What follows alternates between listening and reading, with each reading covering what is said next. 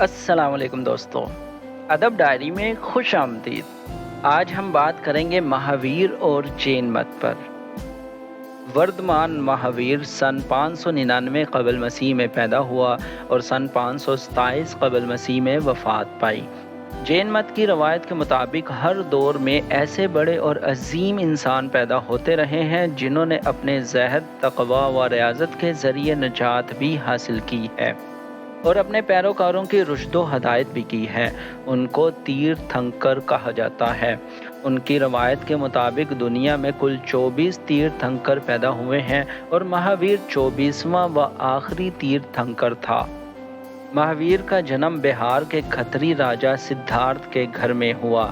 مہاویر کے والدین بھی جین روایات کے پیروکار تھے اور یہ دنیا ان کے لیے قید خانہ تھی، اور اس قید سے نجات کے لیے انہوں نے مرتے دم تک روزہ رکھا اور یوں اپنی زندگی کا خاتمہ کیا۔ اس وقت مہاویر کی عمر 31 سال تھی۔ مہاویر کو بھی یہ دنیا قید خانہ لگی جس میں روح سزا کاٹ رہی تھی۔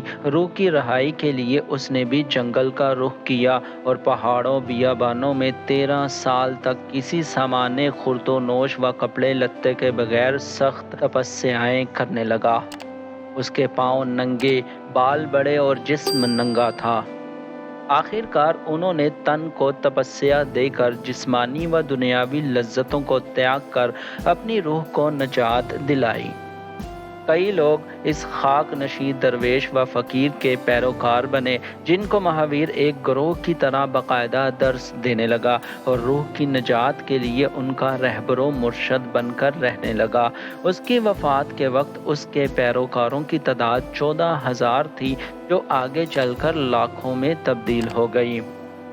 مہاویر خود کھتری یعنی حکمران و جنگجو گھرانے کا فرد تھا اور اس کی مابعد الطبیعت کو کسی حد تک برہمن کے ہندو مذہب و ویدوں کے خلاف بغاوت کہا جا سکتا ہے۔ اس نے پہلا حملہ ویدوں پر کیا اور کہا کہ یہ وید ہندو برہمنوں کے خود تیار کردہ ہیں۔ کوئی برہما یا خدا ہے ہی نہیں تو وہ وید کیسے تخلیق کرے گا؟ نیز وہ خدا کے وجود کا انکار کرتا ہے۔ اس کی دلیل یہ ہے کہ اگر اس کائنات کو خدا یا برہما نے تخلیق کیا ہے تو پھر خدا کو کس نے تخلیق کیا؟ اگر خدا خود غیر تخلیق شدہ خالق ہے تو پھر یہ کیوں نہ سمجھ لیا جائے کہ یہ کائنات ہی غیر تخلیق شدہ وجود ہے، یعنی اس کائنات کا خالق کوئی بھی نہیں ہے، یہ ہمیشہ سے ہے اور ہمیشہ رہے گی۔ اگر یہ فرض ہی کرنا ہے کہ کوئی نہ کوئی ہستی عدم سے وجود میں آئی ہوگی تو پھر یہ کیوں نہ فرض کیا جائے کہ یہ کائنات ہی عدم سے وجود میں آئی ہوگی۔ خام خواہ کسی خالق کی ضرورت کیوں محسوس کی جائے؟ بالکل ایسا بھی نہیں ہے کہ جین مت ماننے والے نیرے دہریہ ہیں۔ وہ روح پر مکمل یقین رکھتے ہیں اور انفرادی روح جب ریاضتیں کر کے صحیح علم و عمل کے ذریعے اپنے آپ کو مادی کثافتوں سے پاک کرتی ہے تو وہ کامل روح بن جاتی ہے اور پھر وہ روح مطلق کے درجے پر پہنچ جاتی ہے۔ دوسرے لفظوں میں انسانی روح نجات حاصل کرنے کے بعد خدائی صفات کی ہستی بن جاتی ہے جس کی پوجا بھی کی جا سکتی ہے۔ جین مت ماننے والے مہاویر و دیگر بزرگوں کی باقاعدہ پوجا کرتے ہیں۔ اب سوال یہ پیدا ہوتا ہے کہ اگر یہ کائنات خدا کے سوا ازلی و ابدی ہے اور ساری روحیں نجات کے بعد کامل ہو جائیں گی تو پھر اس کائنات کو ہی حقیقت مطلق سمجھنا چاہیے۔ مگر حقیقت مطلق ہے کیا؟ کیا ان کو سمجھا جا سکتا ہے؟ جین مت کا جواب یہ ہے کہ حقیقت کسی بھی درجے پر ہو، اسے مکمل طور پر سمجھنا ناممکن ہے۔ انسان زیادہ سے زیادہ اس کے کسی ایک یا چند رخوں کے بابت جانکاری حاصل کر سکتا ہے۔ انسان کی عقل محدود ہونے کے باعث اس کی رسائی حقیقت کے تمام رخوں تک ہونا ناممکن ہے۔ مہاویر اس کے لیے ہاتھی اور اندھوں کی مثال دیتا ہے۔ کچھ اندھوں نے ایک مردہ ہاتھی کو ہاتھ لگایا اور پھر سب اندھوں کی ہاتھی کے متعلق آراء مختلف تھیں۔ ایک نے کہا ہاتھی پائے جیسا ہے، دوسرا بولا چھاج جیسا ہے، تیسرے نے کہا ہاتھی رسے جیسا ہے۔ مہاویر کے مطابق حقیقت 7 اقسام پر مشتمل ہے۔ نمبر 1، روح روح اس کائنات میں سب سے زیادہ علم و ادراک رکھنے والی ہستی ہے اور لامحدود قوتوں کی مالک ہے۔ اعمال کا نتیجہ روح کو ہی بھگتنا پڑتا ہے۔ غیر روح کی 5 قسمیں ہیں: حرکت، سکون، آسمان، مادہ اور وقت۔ روح کی طرح غیر روح بھی ازلی و ابدی حقائق ہیں۔ استروتو، اس کا مطلب یہ ہے کہ ہر روح جسم کی قید میں آ جاتی ہے، یعنی روح و غیر روح کا ملاپ ہوتا ہے۔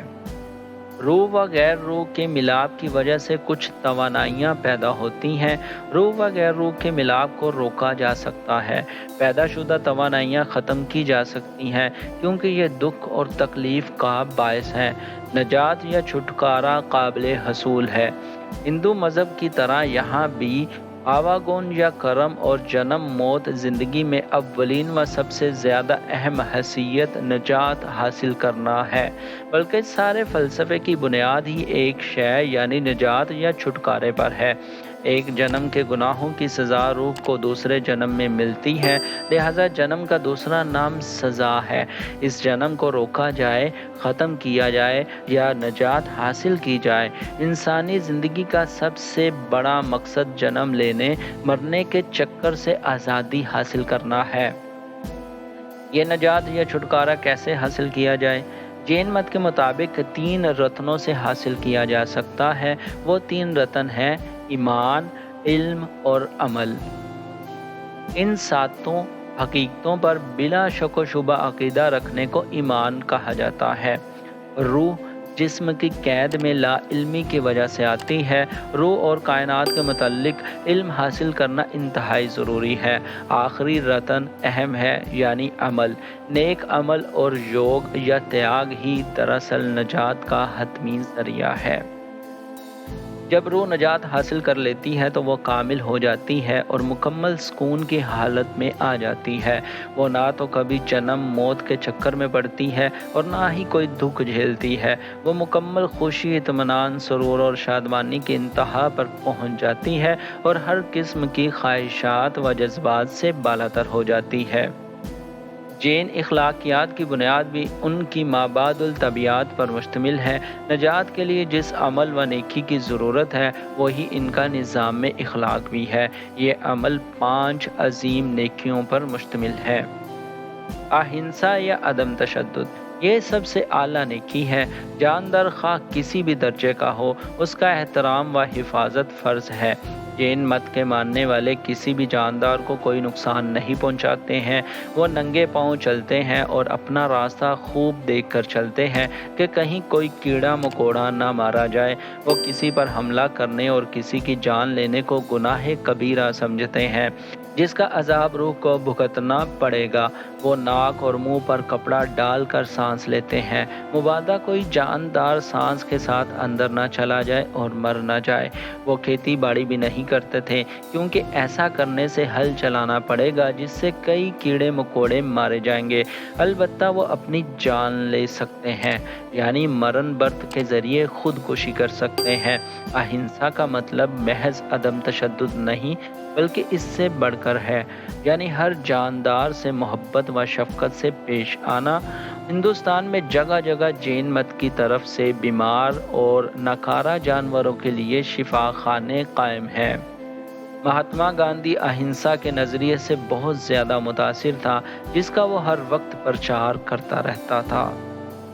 ستیہ یا حق، اس کا مطلب ہے کہ جھوٹ کا مکمل طور پر خاتمہ کیا جائے اور ہمیشہ خوشگوار اور اچھی باتیں کرنی چاہیے۔ چوری نہ کرنا، پرایا مال خواہ وہ کتنا ہی کم یا زیادہ ہو، اس کی حفاظت کی جائے اور اس کے مالک تک پہنچایا جائے۔ امانت میں ذرا سی بھی خیانت کی جائے تو نجات نہیں ملے گی۔ برہمچاریہ یا تجرد، اپنی ہر قسم کی خواہشات کو ترک کرنا، نفس مارنا، ہر قسم کے مزے کی قربانی دینا، شادی نہ کرنا وغیرہ کو اعلیٰ برہمچاریہ نیکی کہا جاتا ہے۔ تیاگ، یہ نیکی سب سے مشکل ہے۔ دیکھنے، سونگھنے، چکھنے، چھونے اور سننے سے حاصل ہونے والے ہر مزے اور ہر تعلق کو منقطع کرنے کا نام تیاگ ہے۔ आंखें बंद, कान बंद, सर झुकाए, खामोश जुबान, होंठ बंद, घर घाट, बीवी बच्चे, अजीज़ व अकारब, यार दोस्त, मुआशरा और रियासत वगैरह सबसे लाताल्लुक़ होकर अपने मन को नजात हासिल करने के लिए किसी नुक्ते पर मरकूज़ करके ही छुटकारे की मंजिल हासिल की जा सकती है। जैन मत की अखलाकियात व नेकी में रहम को बुनियादी हैसियत हासिल है। नेकी करें तो किसी सिले के लालच के बगैर दूसरों की मदद करने में खुशी महसूस करें, मजलूमों से हमदर्दी करें, मुजर्रमों पर भी तरस खाएं, खाना खिलाएं, पानी पिलाएं, नंगों की सतरपोशी करें, साहिबां बनाएं, इखलाक से पेश आएं, तसल्ली दें वगैरह जैनी तर्ज अमल की मशहूर मिसालें हैं। जैन मत में ज़ात पात का कोई फ़र्क नहीं है, सब बराबर हैं, ना कोई ब्राह्मण व खत्री है और ना ही कोई वेश व शूदर, ना कोई छूत और ना कोई अछूत, सब बराबर हैं, किसी को किसी पर फोकियत हासिल नहीं है। आजकल हिंदुस्तान में जैन मत के पैरोकार काफ़ी कम हैं, लेकिन फिर भी हज़ारों में हैं। सिंध में किसी दौर में थर के रेगिस्तान में काफ़ी जैन थे और उनकी यादगारें आज भी महफूज हैं, जिनमें गोड़ी का मंदिर काफ़ी मशहूर है। तो दोस्तों, इस वीडियो में बस इतना ही। मैं उम्मीद करता हूँ कि आपको ये वीडियो भी पसंद आई होगी, तो प्लीज़ सब्सक्राइब, लाइक और शेयर करना मत भूलिएगा। अल्लाह हाफिज़।